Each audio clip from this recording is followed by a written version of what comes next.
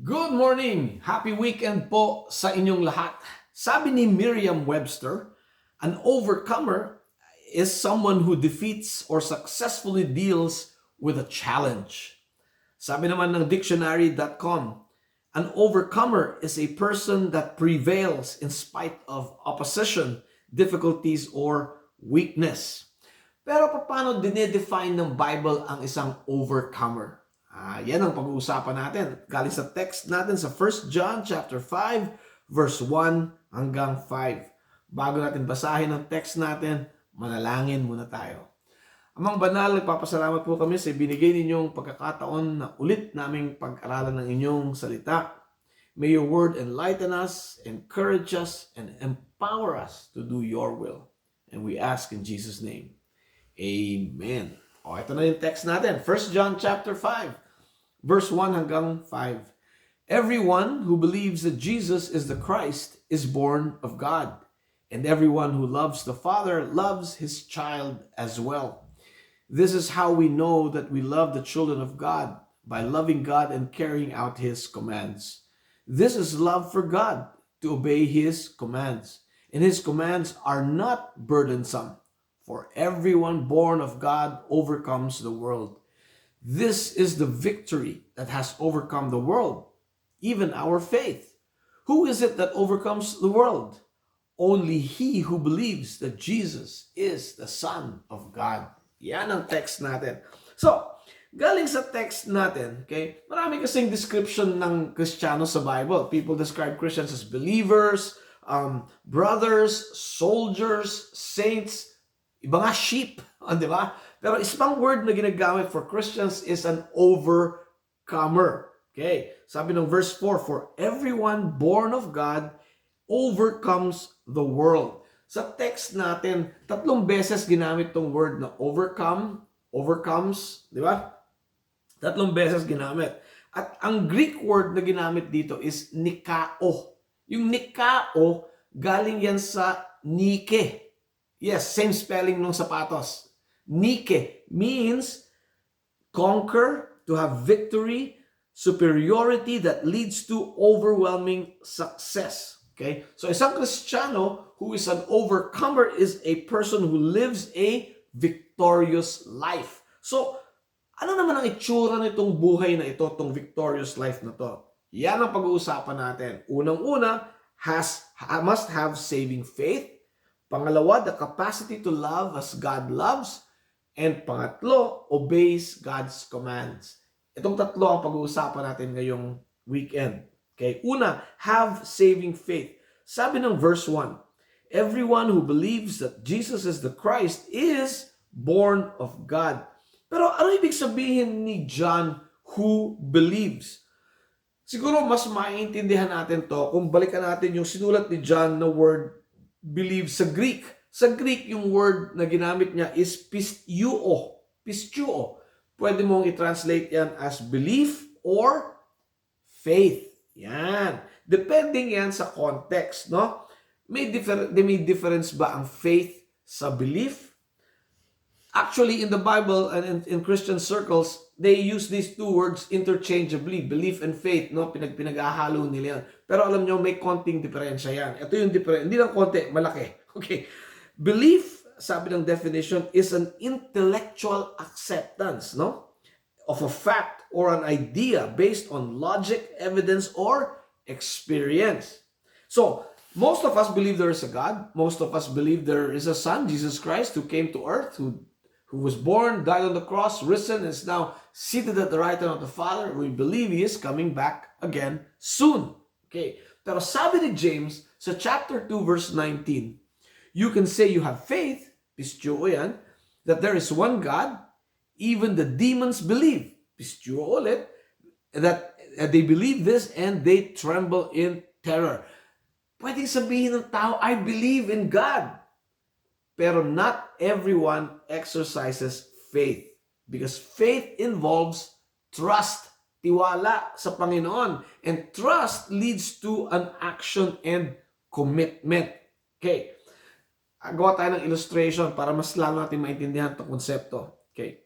Most people, naniniwala sila, a good diet, regular exercise and a positive outlook in life equals a healthy life. Maraming tao naniniwala dyan.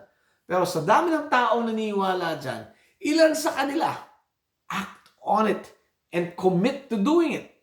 Eating good food, regularly exercising, and have a positive outlook in life. Nakita nyo yung difference ng believing and trusting? I believe ginamit na word ni John yung pistuo para masabi sa atin na if we are truly born again, we will believe in God because we trust God. We will act in faith, committing our actions to God. Then we can be truly born. Then we are truly born of God. Sabi nga ng verse 4, for everyone born of God overcomes the world. Yung pangalawang characteristic ng overcomer is yung action niya of love. Has the capacity to love like God loves. Pinag-usapan na natin ito nung araw. You cannot give what you do not have. Diba? If you do not have the love of God in your heart, how can you love others with the love of God? Hindi pwede. Parang may kaibigan ka, kailangan talaga niya ng pera. No? Kailangan niya 1,000,000. Gusto mo talaga siyang tulungan. Pero tingnan mo yung bank account mo. Wala namang 1,000,000.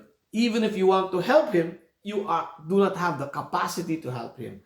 Kahit gusto mong mahalin ang isang tao with the love of God, if you do not have the love of God in your heart, you cannot do it. Hindi ka kaya nakakapagtaka yung mga tao, some Christians, they can love the unlovable. They can be so loving. They can sacrifice their time, their talent, their treasure, even their life sometimes for the sake of others that they don't even know. Yan ang love of God being displayed in their life.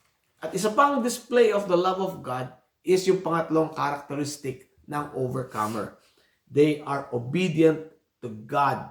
Okay? Kasi nga, if you have faith, you will love. If you love, you will obey. Kung may pananampalataya ka sa Diyos, magmamahal ka parang ang Diyos, at kung mahal mo ang Diyos, susundin mo ang kanyang mga utos. At ang sabi ng verse 3, and His commands, referring to God's commands, are not burdensome. Okay?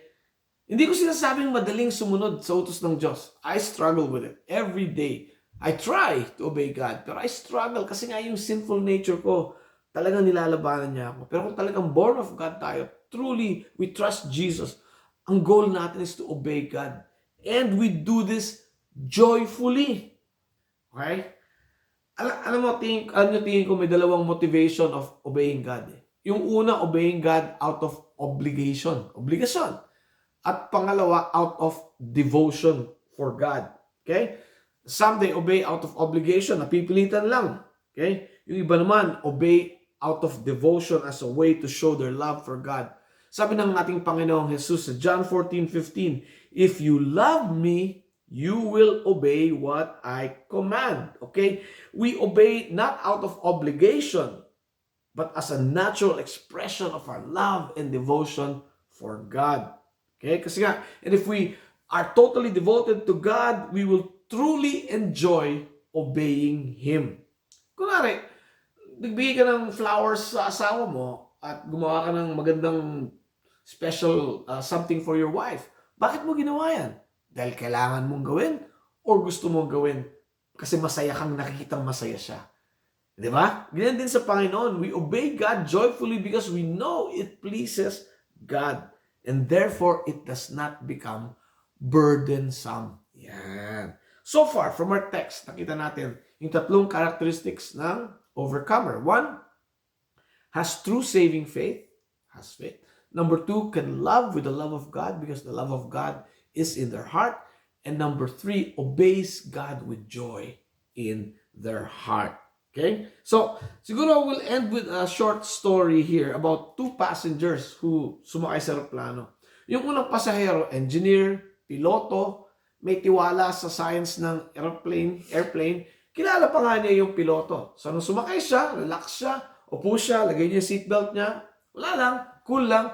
Minsan-minsan may turbulence, okay, walang problema. Yung pangalawang pasahero, okay, wala siyang tiwala sa aeroplano, wala siyang tiwala sa piloto, okay, Wala siyang piloto, ala siyang tiwala sa science, kaya nung sumakay, lagay yung seatbelt niya, pero ang tindi ng hawak niya sa upuan niya. Tapos nung nag-turbulence, mamatay siya sa takot. Naglanding aeroplano. Okay, so dalawang klaseng pasahero. Yung unang pasahero, relax lang. Yung isa talagang, di ba? So, anong klaseng pasahero tayo sa journey ng buhay? Ang hope ko, sana maging parang yung unang pasahero tayo. Relax lang. We have saving faith. We believe in God. We act on this faith by trusting God, loving others, and being obedient to God. Yan ang hope ko para sa ating lahat. We all become overcomers. Diba? But if you have never trusted God, ito ang verse para sa'yo. Verse 5, who is it that overcomes the world?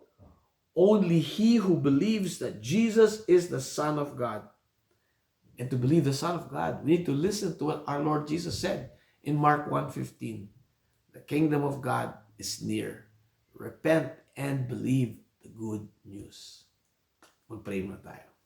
Heavenly Father, we thank you for your word that allows us to show us what a victorious life looks like. And I pray for everyone that we will all have a victorious life. In Jesus' name we pray. Amen. Have a great week and God bless you.